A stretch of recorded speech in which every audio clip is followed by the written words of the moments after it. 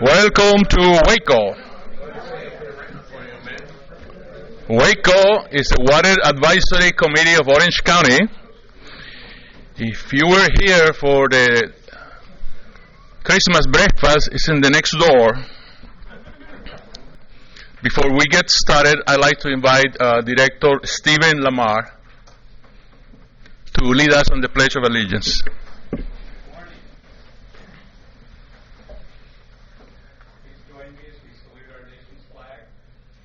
I pledge allegiance to the flag of the United States of America and to the republic for which it stands, one nation, under God, indivisible, with liberty and justice for all. Thank you. I'd like to know if there is anybody who has not been here before, is visiting for the first time. Anybody who has not been here at least for the last 5 years?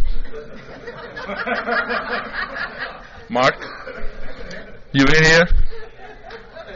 Can you stand up, please, so we can recognize you? Mark Tenemer, welcome. Anybody else has any information? Sir Gibson? Chuck Gibson, Santa Margarita Water District. I wanted to announce some good news this morning because on November 8th, our board at Santa Margarita Water District awarded $82,239,000 contract for construction of the Krampus Dam and Reservoir. I've got to get a better name for the project. 5,000 acre-feet of storage now available for recycled water, meaning that our agency and some other South County agencies can take the water that used to go to the ocean, couldn't be stored, and put it in our facility, and we can get closer to our goals of using our wastewater programs. Just want to make that announcement. Thank you, Chuck.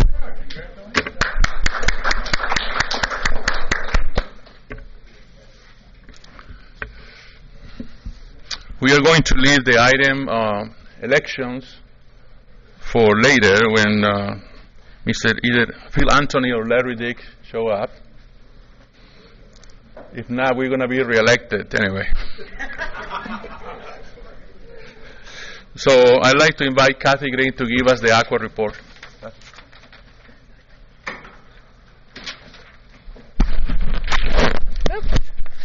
Good morning.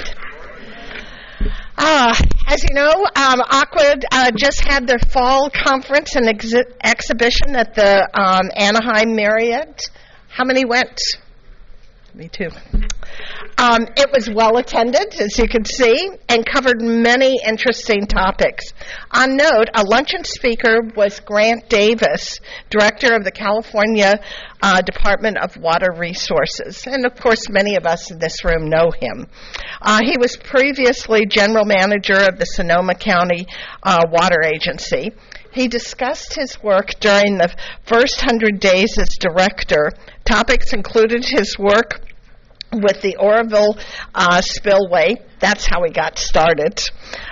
Sigma and Water Fix. He's also setting a path for the department to improve long-term weather forecasting, which includes modeling, which is called atmospheric rivers, to build the next generation of integrated water management. And in the South, Orange County Water District is going to pick it up here.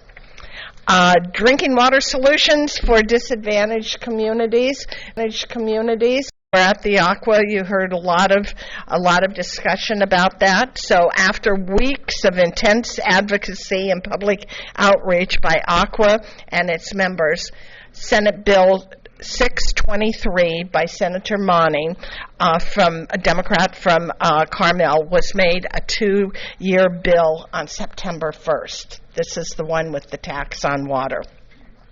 The bill is aimed at funding safe drinking water solutions for disadvantaged communities and proposes California's first ever tax on drinking water. Not my favorite.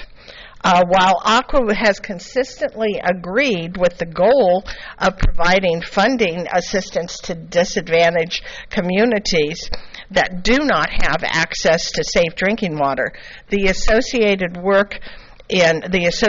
work in 2017 is opposed to a statewide tax on drinking water because it's just not the right approach to solving this key social issue for the state. Aqua is also gearing up for the legislature's return in January 2018, at which time the bill is expected to be referred to a policy committees for additional hearings. Aqua will continue to work to advance a more appropriate funding solution comprised of dollars from the state's general fund, packaged together with ongoing federal safe drinking water funds, general obligation bond funds, and the proposed assessments related to nitrates in the groundwater. Please look for Aqua email alerts as they will be asking all of you to take action in 2018 to reach out to our elected officials. Water rate policy, AB 401 DOD 2017 implementation. As required by this bill, the State Water Resources Control Board is developing a plan for a statewide low-income water rate assistance program. The State Water Board staff conducted 7 public meetings around the state this summer to obtain input on 4 options to implement the program. That would result in a subsidy on water bills for about 34% of the households in California. State Water Board staff is talking about a couple of potential funding sources for the subsidy, including a public goods charge or tax on water that would be charged at local level. Also, a funding source would require legislation to authorize it. Aqua opposes a PGC tax on water, and the association's AB 401 implementation working group is active in this area, and we have people from our state ledge who are working hard on this. As a result of Aqua's comment letters and advocacy, the State Water Board staff agrees to hold stakeholder meetings in late August. At that meeting, State Water Board staff heard from Aqua team concerns with making water agencies implement this program. State Water Board staff has now committed to share a draft of that plan for comment. Implementing legislation is now expected this coming year. Aqua will continue to advocate with the State Water Board members, State Water Board staff, and the Brown administration in the coming months. Now we're really engaging our agricultural members. There was a lot of, at our board meetings at Aqua, many of our agriculture agencies really felt that they were being completely left out. And when we looked at things, we thought maybe that's true. When Aqua started, it was really an ag-based group, and now we kind of moved beyond, and now we're picking them back up and saying, come on, we're all partners in this, and we all need to be working together. So we approved creating a new agricultural committee, and we voted on that at the Aqua conference. The Aqua president will appoint members to the committee following receipt of region recommendations early next year. I haven't heard from anybody. If anybody's interested in our region, just let me know. And then on our long-term conservation legislation, this got touchy. After months of advocacy by Aqua, its members, and other stakeholders, a 2-year conservation and water use efficiency bill were made 2-year bills in the legislature on September 15th. allowing for further action on the measures during our second year, which is this year. The legislature outcome for the measures, AB 1668, which is a Friedman bill, SB 606, which is a Skinner-Hertzberg Friedman bill, was the culmination of a focused advocacy by WACO and its members through an extensive work group process and focused member outreach and engagement. WACO's extensive outreach effort secured 118 signatures to a coalition letter seeking changes to the bill. Thank you to all of you who signed on. The bills went through several iterations throughout the legislative process, but the changes did not go far enough for WACO's state leg committee to change its opposed unless amended position, a position that was reaffirmed in a special committee meeting on September 11th. Both measures are now two-year bills, and WACO will continue to engage the legislature and the Brown administration on AB 1668 and SB 606. Remember those two. You're going to hear a lot this year on those, to resolve the remaining issues, to develop a workable approach to improve water use efficiency. And I'd like to recognize IRWD and Regional Water Authority, who were the recipients of the WACO's Most Compelling Case Award at the 2017 WACO Fall Conference for advocating for WACO's priorities in the long-term conservation legislation. Thank you. Thank you. Any questions? Okay. Merry Christmas, everybody. Thank you, Kathy. Thank you, Kathy. And now for the report on Metropolitan Water District, our favorite director, Linda Ackerman.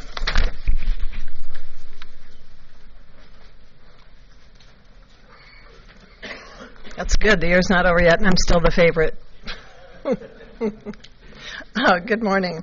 For those of you who attend a once-a-month meeting that we have here at MODOC, it's a monthly meeting between MET directors and MODOC directors, and we ask people to attend, and it gives them an opportunity from the other agencies to come and speak to us about whatever's on their minds. So those of you who attended that on Wednesday, I don't want to see you falling asleep because you're going to hear a lot of the same things. The main theme of November's MET meetings was centered on the seismic risks that we face in our service area at Metropolitan and what MET is doing about it. MET has developed a new seismic resilience strategy, and it basically has 4 components. We will be developing and maintaining diversified water resources and emergency water storage, which leads to a second component with the goal to mitigate seismic risk of specific infrastructure, buildings, if you will, and the system as a whole, pipelines, etc. And 3, to maintain effective emergency planning and response capabilities.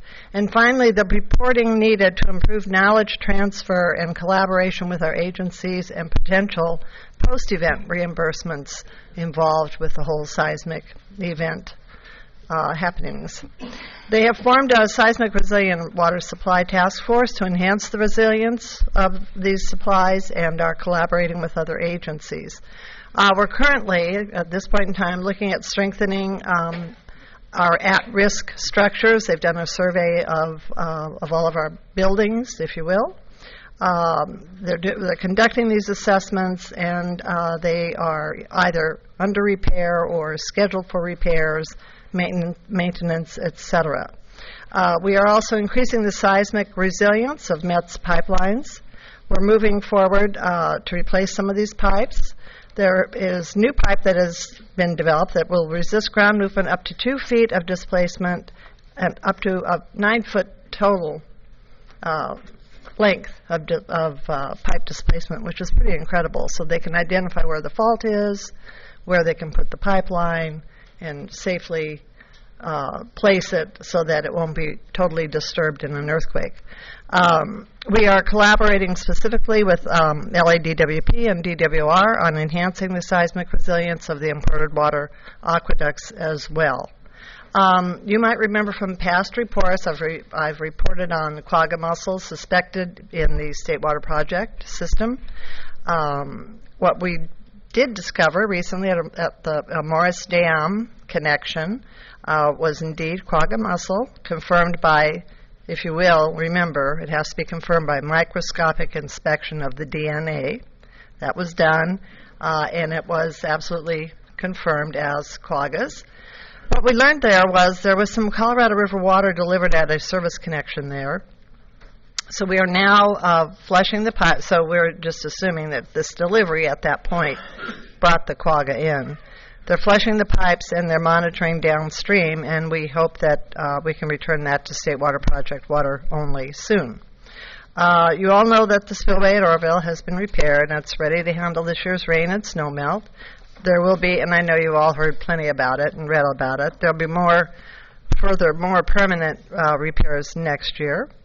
The spillway failure has been quite expensive, turned out to be more expensive than we thought. DWR so far has been able to receive 75% of the cost of these repairs from FEMA, so that's good news. Met continues to store water from our wet year, and we continue to always look for new water. We can never have enough water.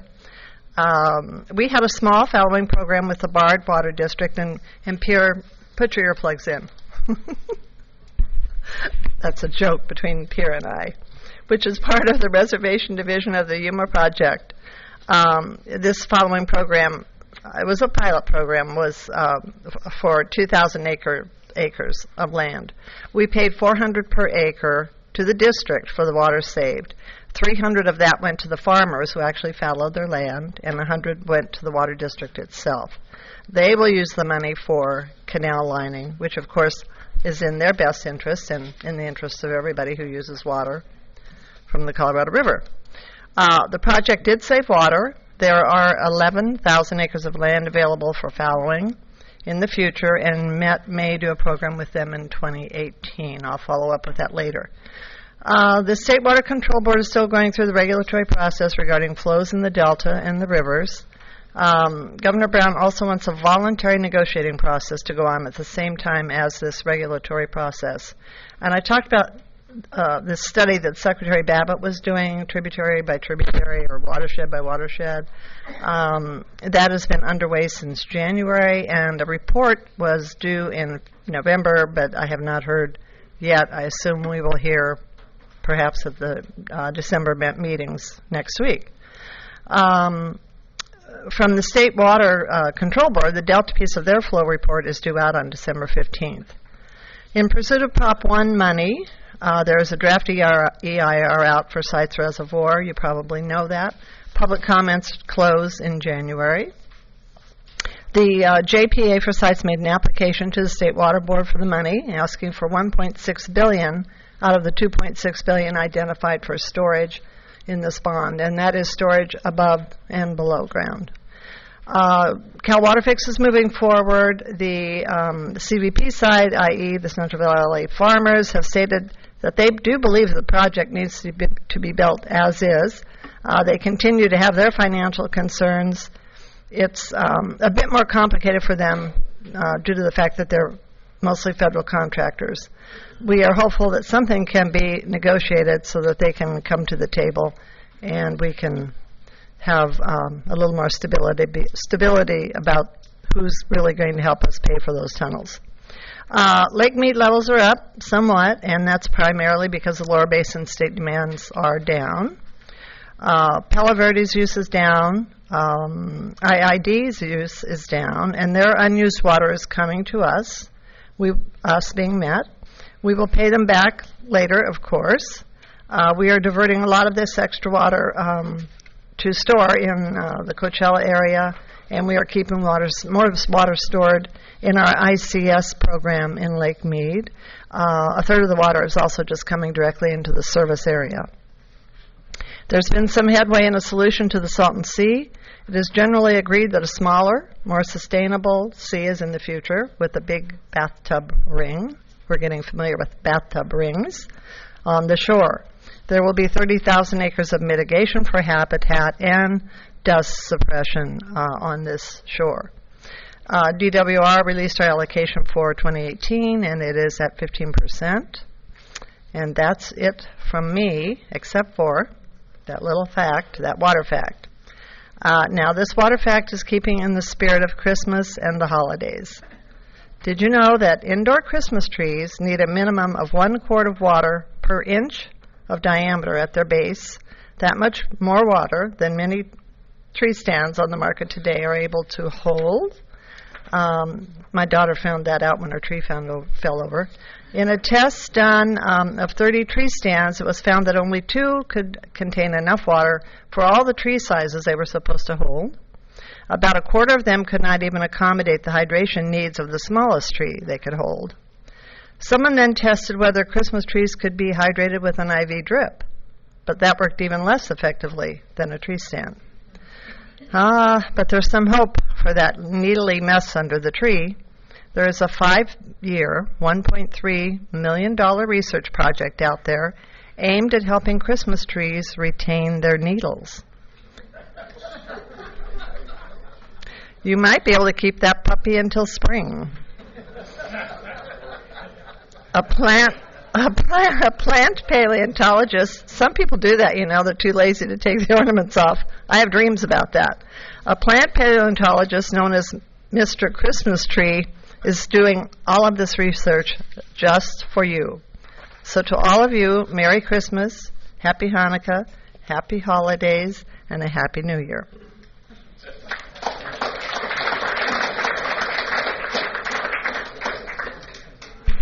Thank you, Linda. And today we've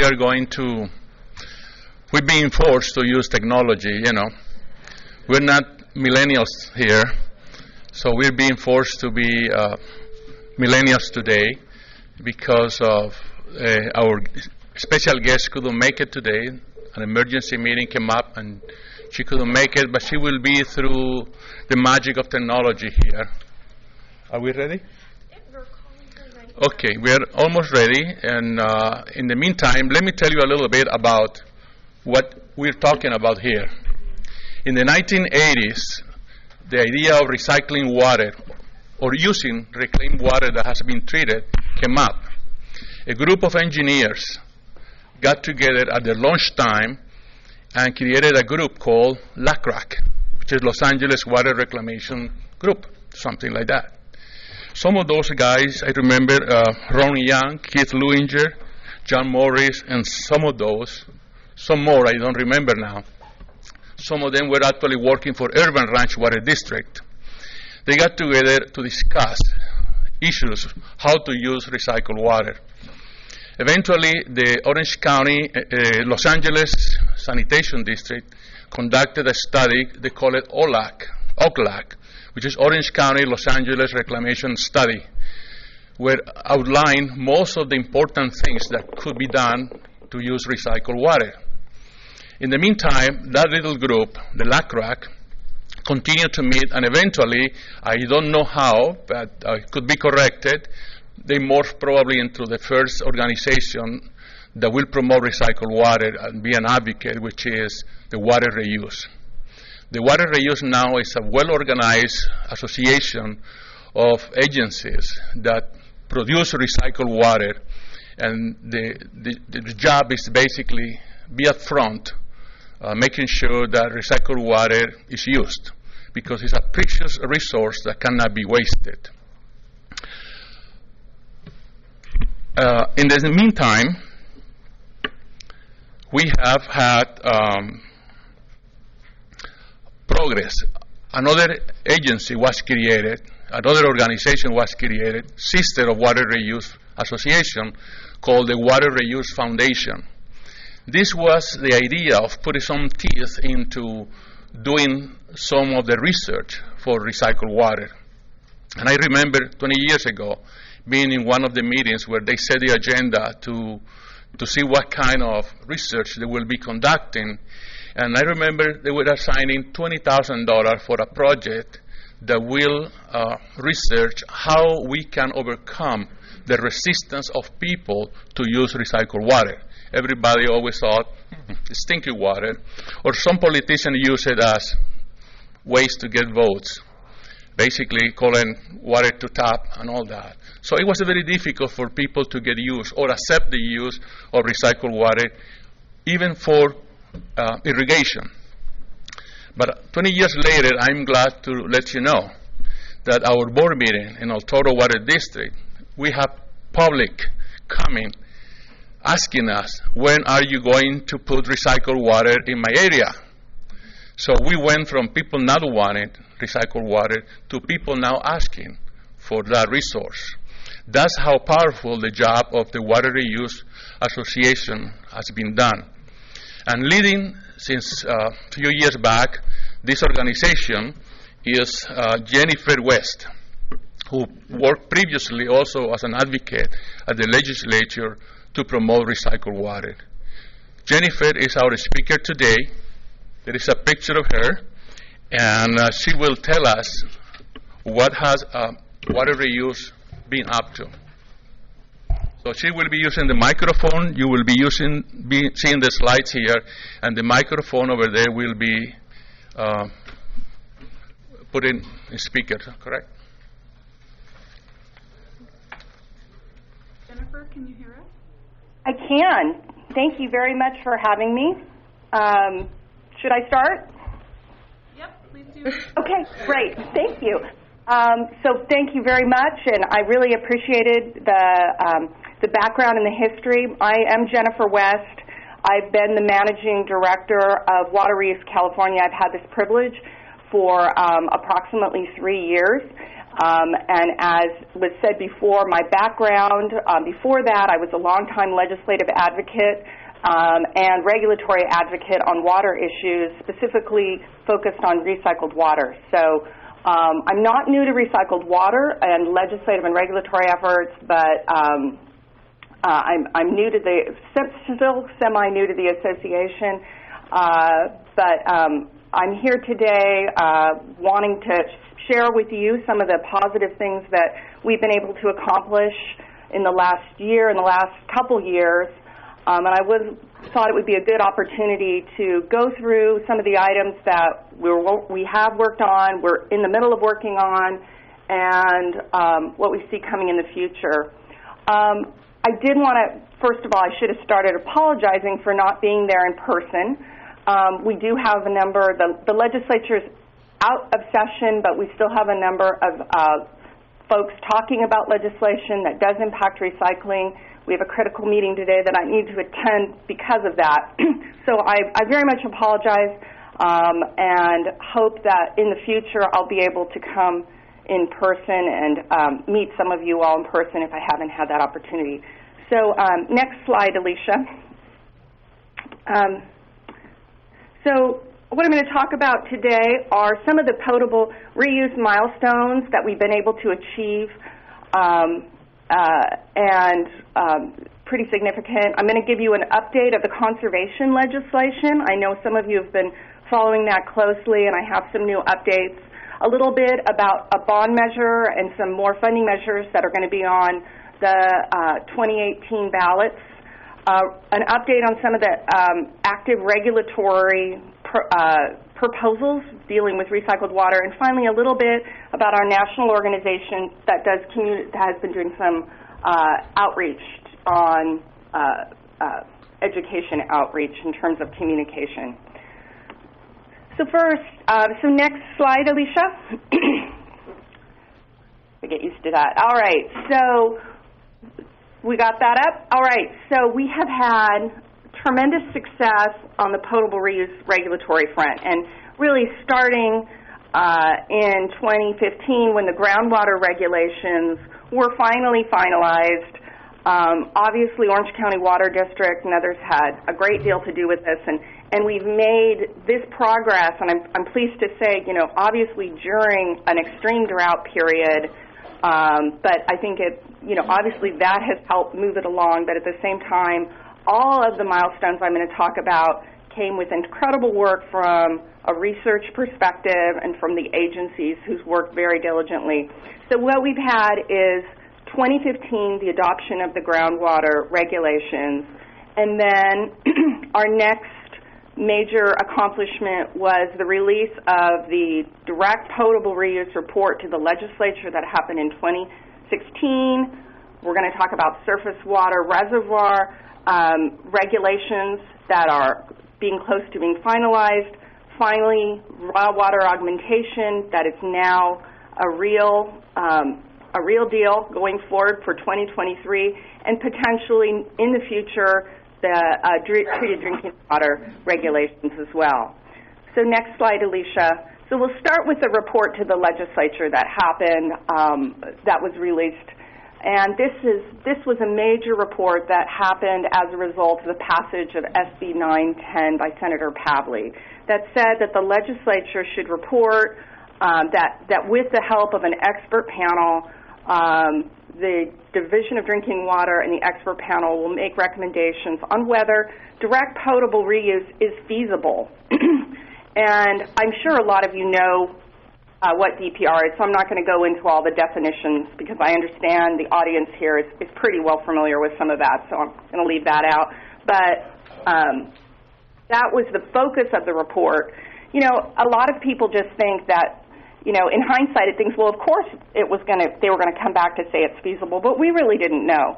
And that legislation was passed in 2010, and DPR seemed like a distant thought. I remember when that bill was going through, and there was, what is that? And it seemed very sketchy to some of the legislators, but we're going to do this report. And so over time, with the expert panel coming out and with its report and looking at this, and as I said, this was a result of multiple years of the expert panel. It was run by NWRI. They did a great job there. The big takeaway to the legislature was that it is, in fact, feasible to develop statewide regulations for direct potable reuse. And that they identified, as part of that, 6 research areas that must be completed before the regulations can be adopted.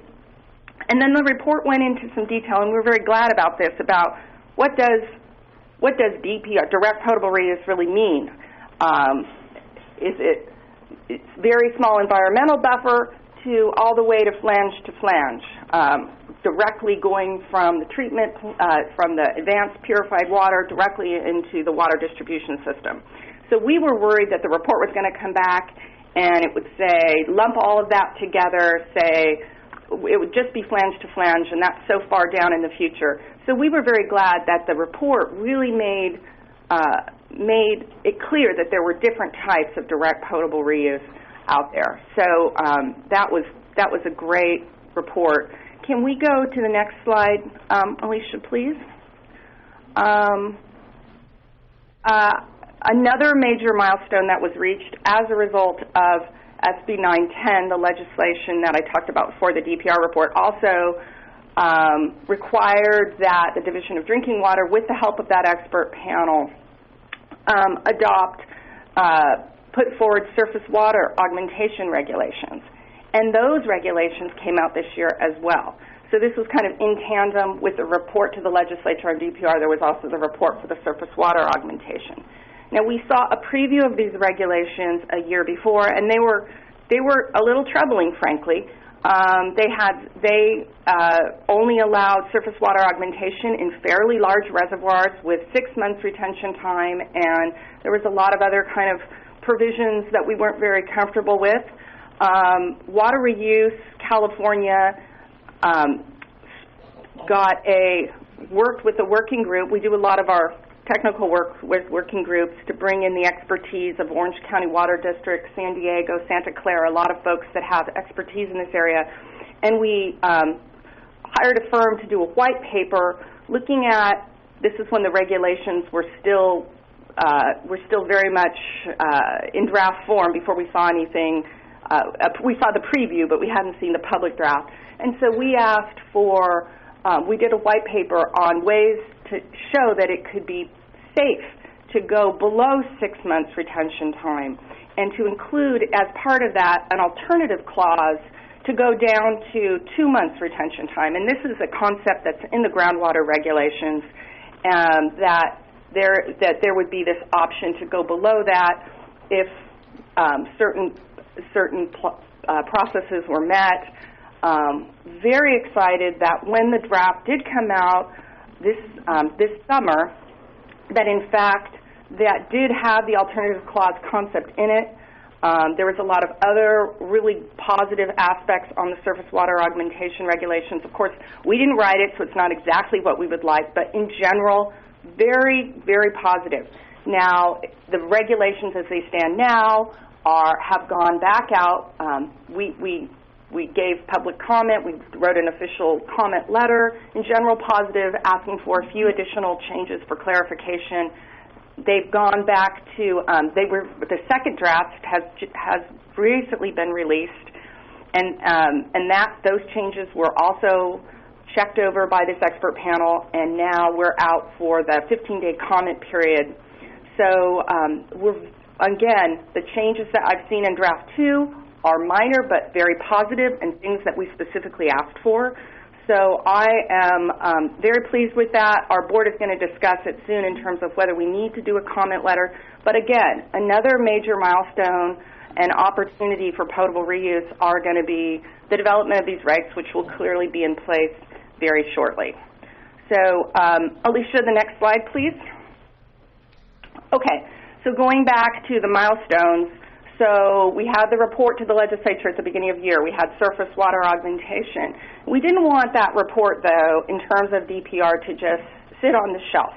There's a lot of reports that are issued, and in the California legislature, it's kind of there's a ton of them. And actually, when I first started here, I asked the board. I thought, how is this report for DPR going to be any different? Because these reports come out, what do we do? It's just going to be, collecting dust on a shelf unless we really have a plan for moving forward. So way before 574 even came to pass, there was discussion about making sure that the DPR report, if it came back positively and feasible and thumbs up, that we would move forward with a legislative focus to make sure that so that it was implemented, so that we could take the next step. Because as you've heard, we've had some of our other milestones come as a result of legislation. We would love to believe that the Water Board could do it all without needing that prod, but they have budget constraints, they have issues, and so we decided to introduce a bill specifically to look at the issues that were raised in the DPR report and make sure that the Water Board takes the next step. So what the bill did, and this is Alicia, move it to the next slide, please. It defined, we got some newly defined terms. Basically, we started with that because surface water augmentation is basically very close to the same definition that was in the bill that passed before, but we've renamed it reservoir augmentation. Next slide, please. And then in terms of direct potable reuse, we wanted to get that term out of the code all the way and just have raw water augmentation and treated drinking water augmentation. The legislative staff in the Senate committee wouldn't let us do that because they just wanted some additional time to continue to use DPR. But what we did is now it says DPR officially has two categories. One is raw water augmentation, whereas the advanced water treatment is going into a raw water source and then back to the treatment plant. And then next slide, Alicia.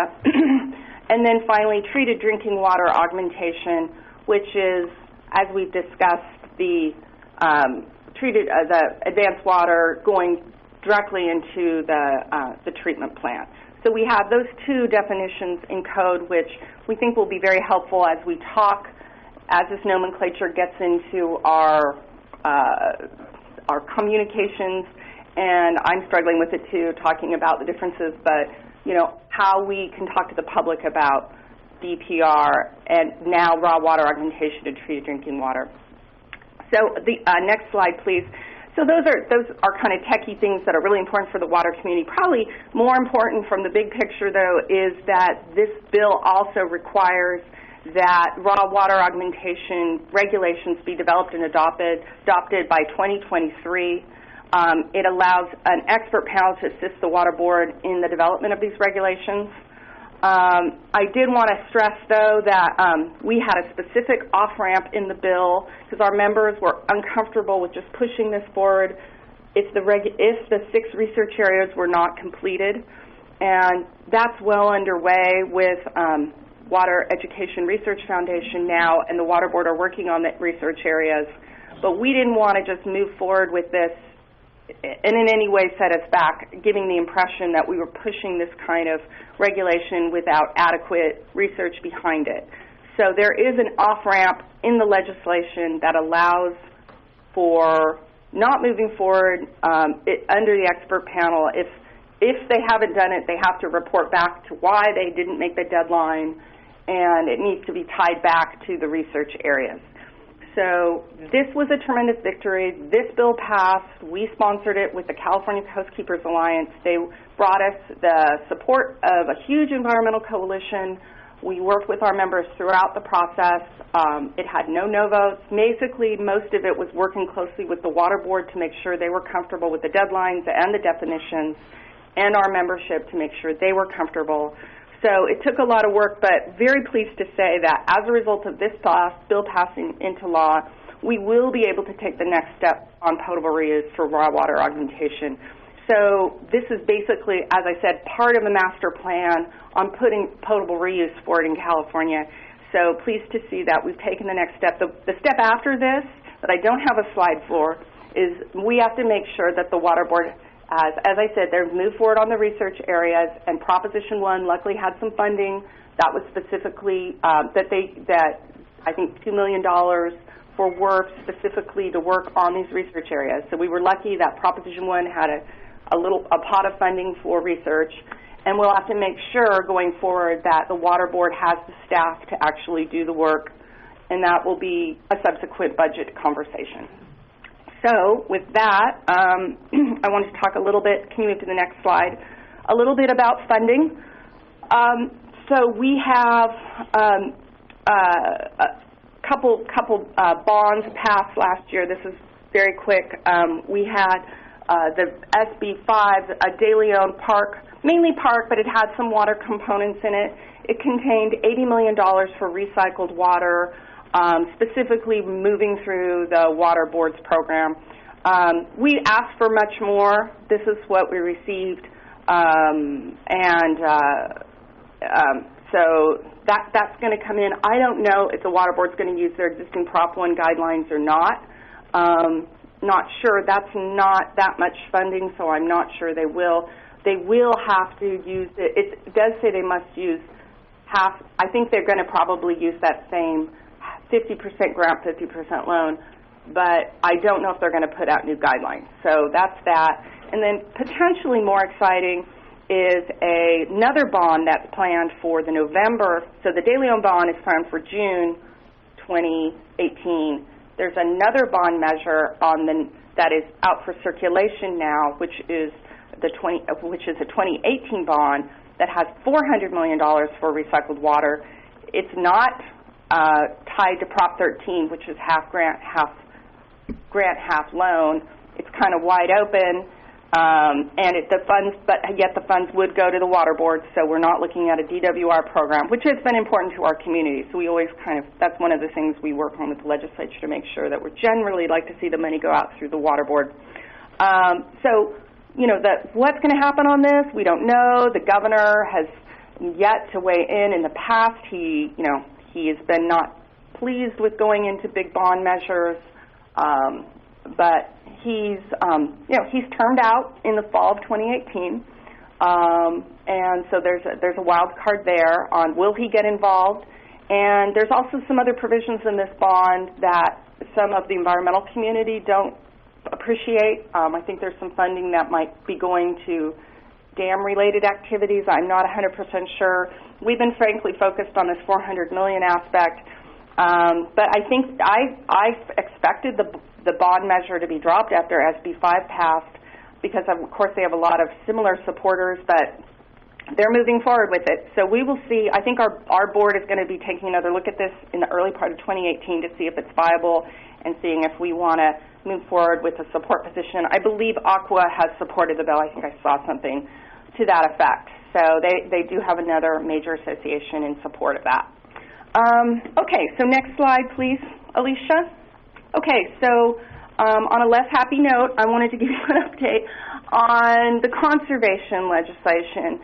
And I know this group probably has talked about this before, but this bill is intended to follow up on a report that was put out in the fall about making conservation a way of life and how we move from a 20% reduction requirement, which was 20 by 2020, to just a straight across-the-board reduction, which obviously can't be maintained, that just to a efficient, defining what efficiency means. So this is what this bill is about. I'm just going to focus in on the recycled water parts and, frankly, the points of contention at this point, because we have a lot of disagreement within our community on these bills and how this should move forward. But before I start, I want to just give you the lay of the land on this before we get into the weeds. The authors intend to move this bill in January, so that means right now they're kind of poised on their various floors, and that means they would try to pass the bill in January. That's what they're talking about. The authors are also having listening sessions. They get that there's a lot of discomfort on many different provisions of the bill, not just the recycled water provisions, but other provisions. And they had some fairly productive listening sections this week involving some of the issues we're going to be talking about in recycled water. And I think we're going to see at least one more set of amendments before they try to move the bill off the floor, because the idea is to get some additional consensus and some additional support for the bills and then try to move them. And for those of you who don't know, obviously the Water Board is in full support of this. DWR is in full support of this concept. They want to see a bill passed, and the governor's office as well. So we have major big league people involved in this that are, so just know that for the political context. Now, next slide, Alicia. So here's an area that's in the bill. As I said, I don't want to get into all of the weeds, but I'm going to assume there's a basic level of knowledge about some of this.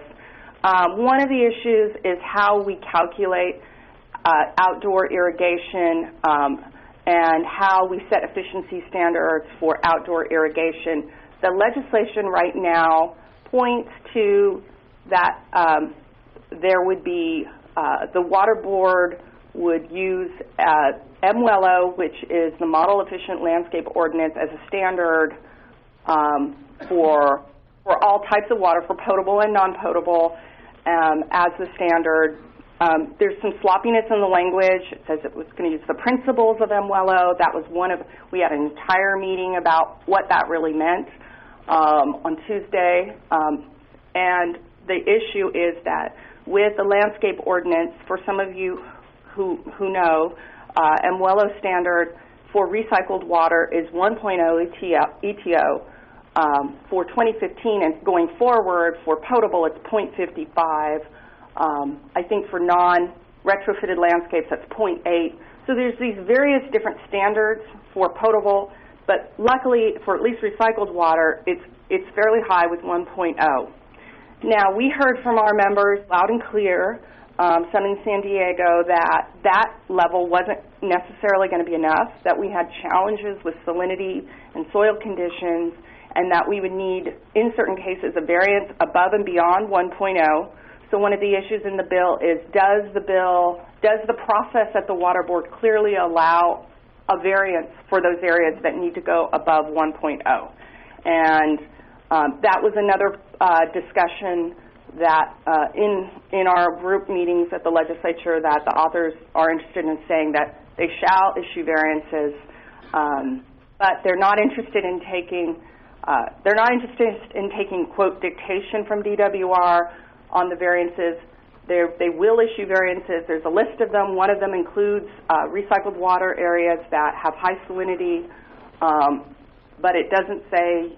So the language is still under consideration. I think it's going to go from an unhappy place to a little bit better, but probably not what everybody wants to see on that. But I think we're going to have it in there that you'll have a variance. Next slide, please. So that was for outdoor irrigation.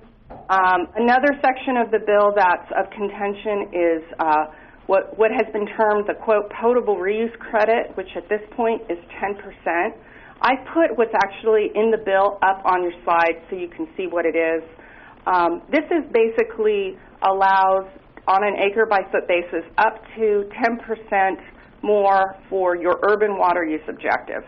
So you would devise your urban water use objective agency-wide, and then in the area of Orange County, which has more than 10%, you would be able to go 10% higher in terms of your total. This formula has changed about 4 or 5 times.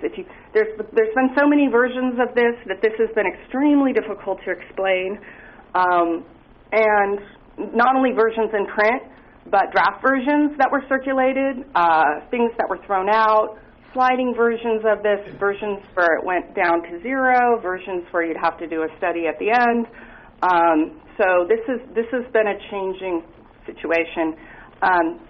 It's not acceptable to a number of our members who'd like to see their urban water use objective and the benefits of potable reuse be expanded beyond 10%. So they're looking for a higher percentage. If you could go to the next slide, Alicia, a little bit more about this, just so there's real clear that we're talking about adjusting your overall urban water use objective that the agency would devise by up to 10%. And I think these slides do maybe a better job of explaining. So if an agency, for instance, had a smaller amount of potable reuse going into its water supply, let's say, and we have examples here where it's on a 10,000 acre foot, if it's 500 acre feet or 1,000, that would amount to 100% of their potable reuse, overall reuse. But obviously in an area like Orange County where there's a lot more of that going into, it wouldn't account for all of it. But I guess my only point here is it's inaccurate to say under all circumstances agencies could, under the bill, if they had a less than 10% or less, they could of their total water supply was from potable reuse, they would get 100% credit for that. So this is not elevator talk. This is not easy to explain, but that's what it is. And I just want to be respectful of our members who are trying to get a higher percentage. And WateReuse, this is just so that there's been so much misunderstanding about this. This was just an effort to try to clarify, what's in the bill now. Okay, next slide, please. The bill also expands local drought decision making. It requires the urban water management plans to have a drought risk assessment. It allows the agency itself to determine that certain supplies are fully reliable in a drought. And it specifically says that the board will defer to locally adopted water shortage plans.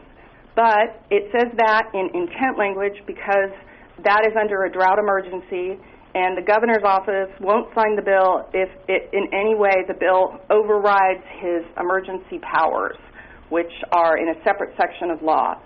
So this is much stronger than we currently have because we don't have this right now, but at this point, this would allow us to determine that recycled water and potable reuse is fully reliable in a drought, not have it cut back, and then fight at the water board to say that you are required by the legislature to defer to locally adopted plans. Presumably the governor at any time can override anybody's plan because he has extremely broad emergency authorities, but that's what that section says. And that's another point of contention in the bill, although I think the other issues with the MWLO and the potable reuse credit are more contentious at this point. Next, so that's it for legislation. Now we're going to kind of go into the regulatory arena and what we're working on. So, Amuelo, we've talked about it before. Obviously, it's very important for whatever happens on the conservation legislation, but even if we weren't having a bill, Amuelo, very important, and as I said, it already has limits to the amount of recycled water that can be used on outdoor landscape. So, and as I said, we heard very clearly from our members that right now it's inadequate because it doesn't go beyond 1.0 ETO. So we, WateReuse California, teamed up in May with NWRI and the Southern California Salinity Coalition to do a study with UC Riverside to look at where we are with 1.0 and are there issues, are there areas that we need to go beyond because of high salinity and soil conditions. We have just received the draft report, and our board is going to be looking at it. Actually, today we have a little board meeting, but we're going to be seeking some input, and I know there's some experts on Amuelo that are from your region that we'll be sending this to. So this is a draft report. The purpose of this is to help us inform the regulatory process and have some scientific basis for our ask, which is that we need to preserve the existing, what we have right now for recycled water, and potentially use more in those areas. And we're hoping that this won't be a variance, that this will actually be incorporated into Amuelo, although I have to say right now, so that's our hope. And Amuelo will be updated in 2018, and so we are all over this regulatory update process. We have participated, we being WateReuse California, have participated in every subgroup meeting. We are chairing one of the subgroup meetings specifically on looking at recycled water. We're going to be presenting this report to, hopefully with NWRI, maybe we're still figuring out how we're going to present it. We need to obviously get feedback from our board, and it just came out. But we would like to present it to the various working groups that are working on the regulations. We're going to do that December 18th. And in San Diego, they're going to have a big group meeting on this. So this has been a real important focus of us. Our board dedicated $20,000 for this study. As I said, we've put a lot of money and effort into it, and our effort is to make sure that this is maintained, that we have a pathway for those that need to use more recycled water for Purple Pipe, and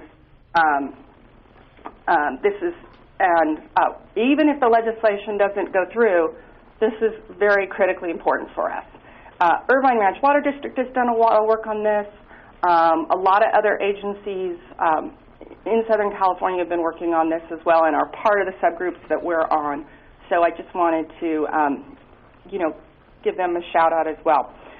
All right. So next, and so we'll see new Amuelo regulations, and that's for 2018. So next slide, please. Alicia? All right, so a little bit more about what's happening at the Water Board. Part of what one of the Water Board put out recently was proposing waste and unreasonable use regulations. This is their effort to kind of memorialize in their regs some of the prohibitions that were in place during the height of the drought, and which they consider waste and unreasonable use. So they put out a draft. For public comment for this, and we had some issues with it because there's a significant difference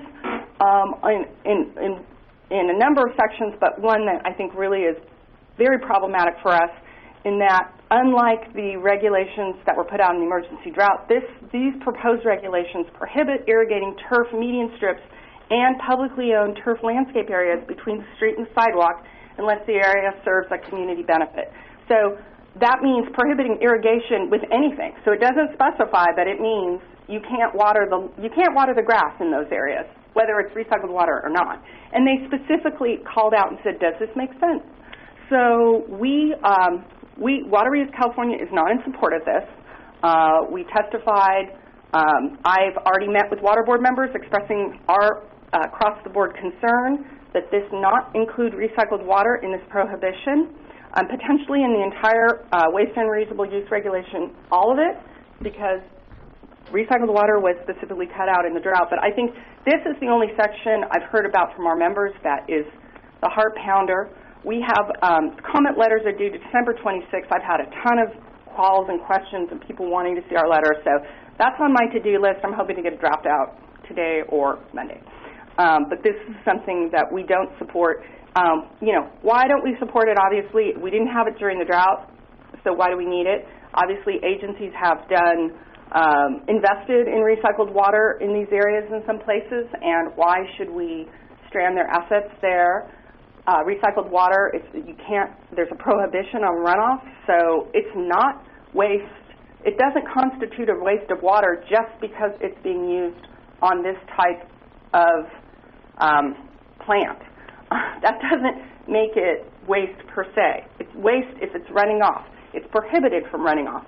And then also some agencies, and I know this is big in Los Angeles area, have been really encouraged to put in turf-like grasses or something like turf to deal with stormwater runoff, and so and to do more recharge. So there's a lot of different reasons that this doesn't make any sense. Frankly, in the meetings I've had with the water board members themselves, they were really positive and they were supporting. So we'll see if we can get from the head nod to the change in the regulations and the next version, and that's really what we'd like to see.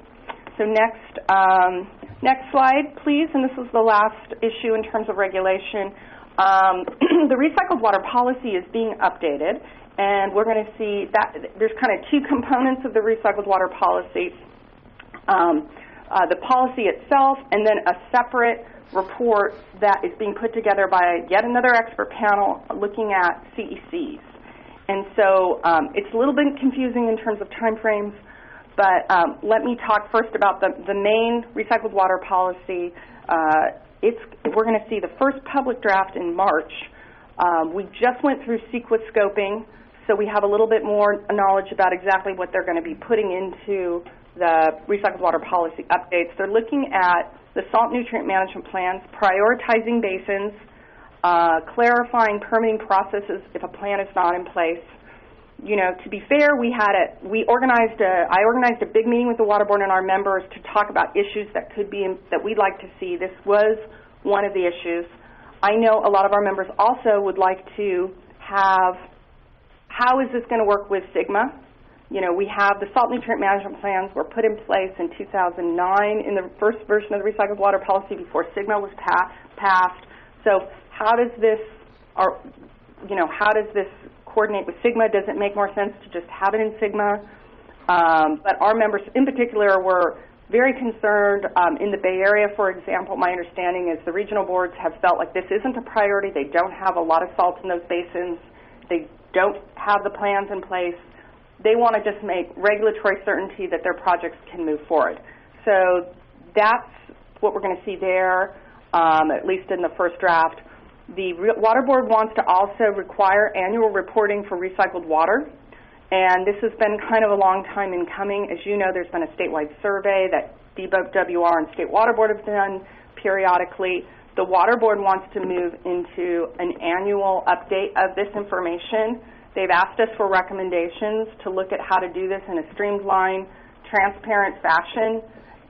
We're going to come back and say, well, if you're going to do this, you need to get rid of some of the other reporting requirements, because we know there's regional board requirements for reporting.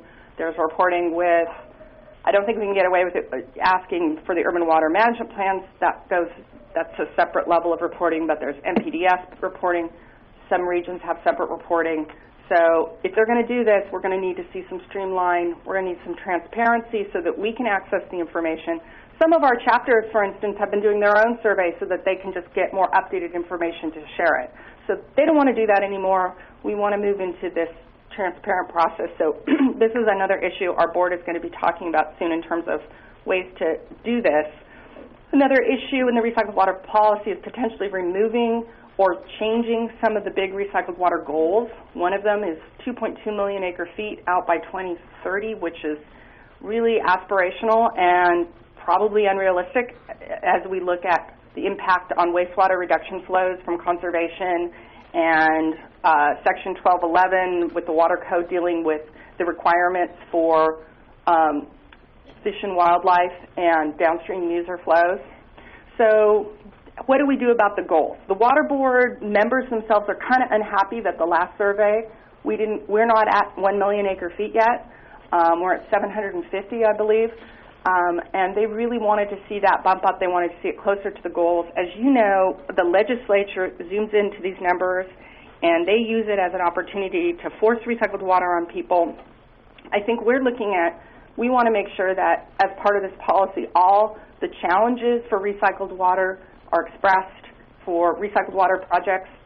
Obviously, you need to have adequate funding, you need to have adequate permitting, and you need to have public support, and big time. So all three of those need to be in place before you can do a recycled water project.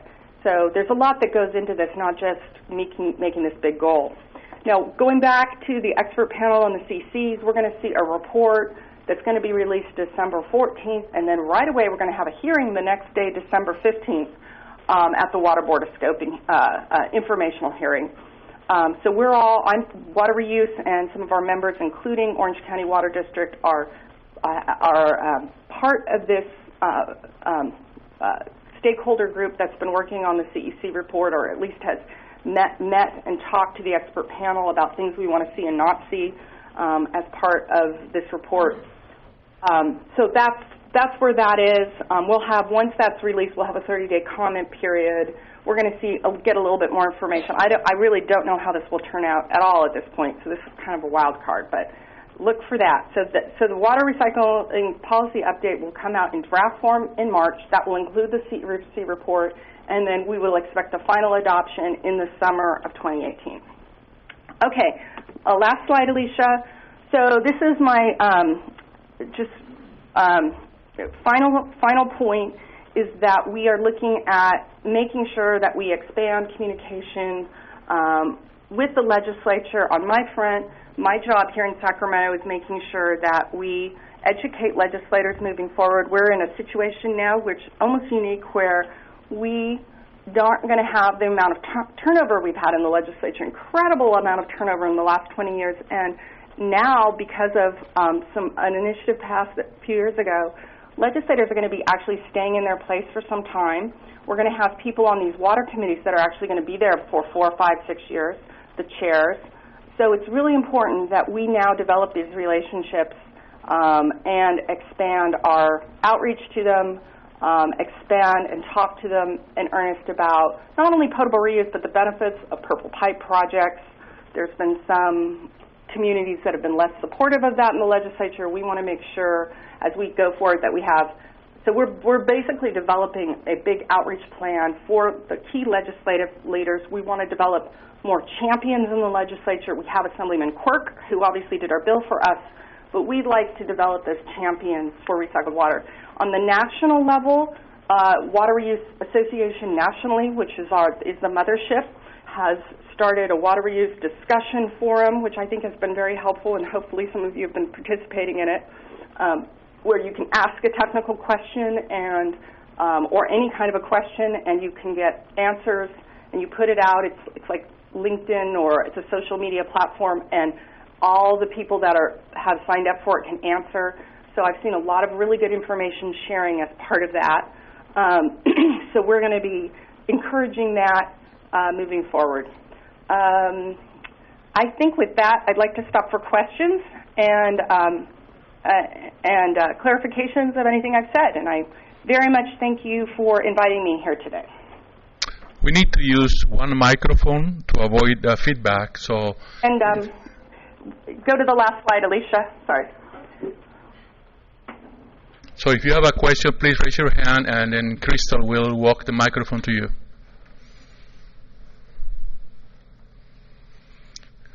In the meantime, we acknowledge the presence of Director Bilodeau from Orange County Water District.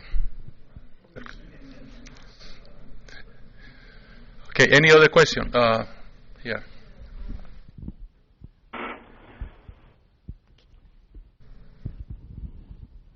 Actually, I have a comment, and it has to do with reducing the water in the landscaping. I think we're seeing with the fires right now that when we allow our landscaping to become so overly dry, it exacerbates the problem. Yes. Yes. And I think that there needs to be recognition that additional water is needed, obviously potable and recycled water, to fight these fires. So, that needs to be acknowledged. But your overall point is correct, that the wildfires that basically the horrible fire situation down there is exacerbated by less landscape watering. So. This is Al from the Overland Water District. I'm not sure I totally understand the credit for budgets on recycled water, but based on what I think I understand, the 10% credit seems to really devalue the use and development of recycled water.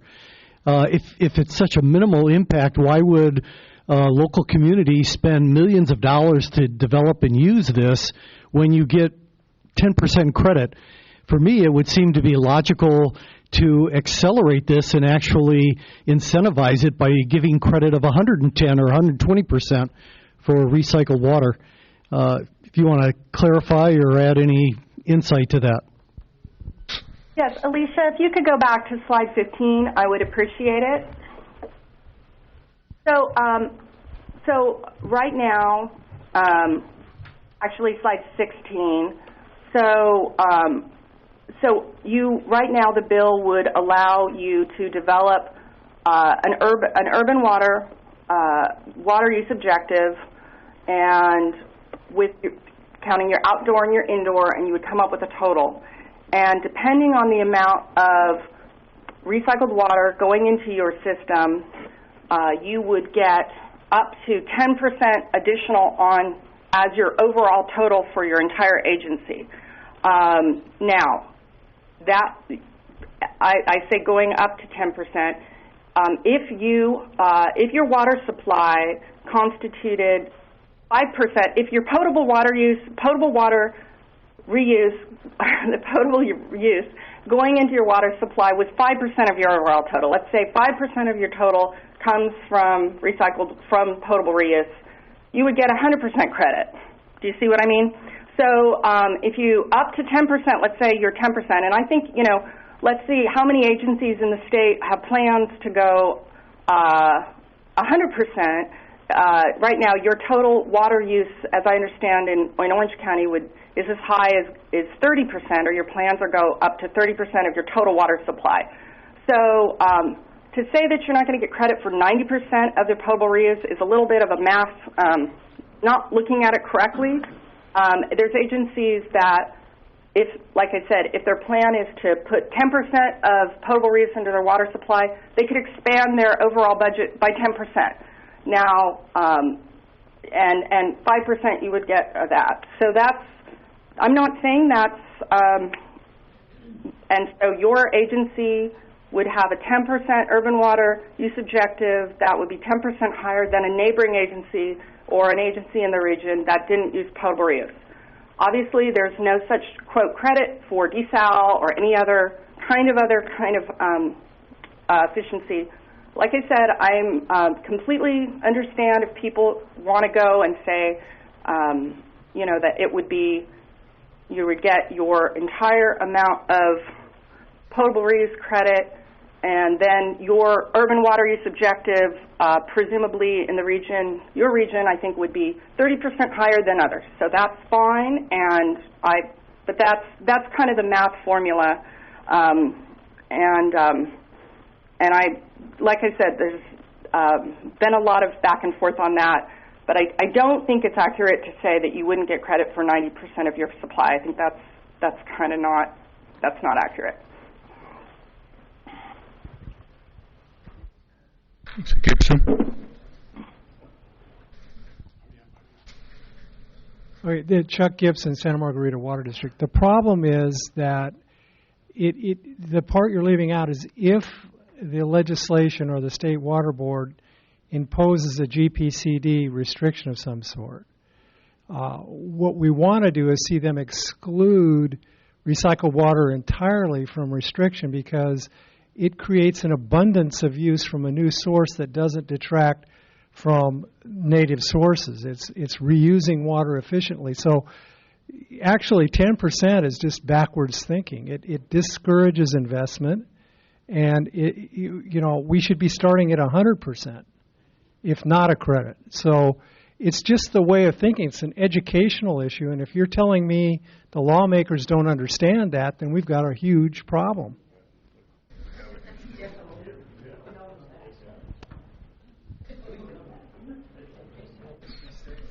Okay, final question. Okay, Jennifer, thank you. Very much.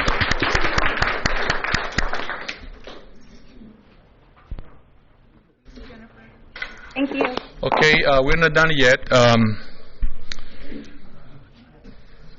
Director Anthony and Director Larry Dick have not shown today, so we're going to postpone the decision on election of officers for the next meeting. So in the meantime, Jim, our vice chair, and I will continue to serve for one more month until they call us. Now, to close the meeting, I want to express a sadness I had because a friend of mine died on November 16. This person was an engineer, was actually responsible for me moving to El Toro because he used to live there.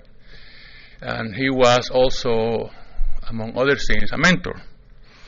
When he was the general manager of Orange County Water District, he was general manager of Sapa, and when he retired, he moved to a little town called Los Olivos by Santa Barbara. Every time I used to visit my daughter at Santa Cruz, we stopped by and had coffee and donuts with him and talk about water in Orange County. To make sure we don't forget him, I'm going to invite Director Fred Argerian, who also was a protege of him, to please give us a word or two about Mr. Neil Client.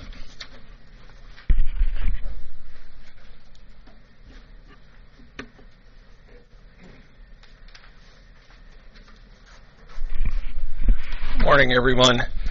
I wanted to say a few words about Neil. Neil passed away just in the crush just before Thanksgiving, and so I thought it was important that we perhaps recognize and remember Neil for his many accomplishments. As Jose said, Neil was the general manager, the third general manager actually of the Orange County Water District for 13 years. And it was under his leadership that that Factory 21 was constructed and implemented, and it was the first project to use reverse osmosis technologies to treat wastewater to drinking water standards. And as all of you know, that project served as the basis and predecessor for the current GWRS program, a very successful GWRS program that the district has implemented. Just on a personal note, Neil was just a real special person. He was a good friend, mentor, and was always there to offer encouragement, especially to me when I pursued a career as a general manager at several different agencies. Neil always said, Fred, the most important thing you can do is to maintain your sense of humor. It'll get you through some very tough times when you're a general manager. And just, for me, in our very competitive, complex, and occasionally turbulent industry, Neil was the essence of he epitomized the essence of integrity and class.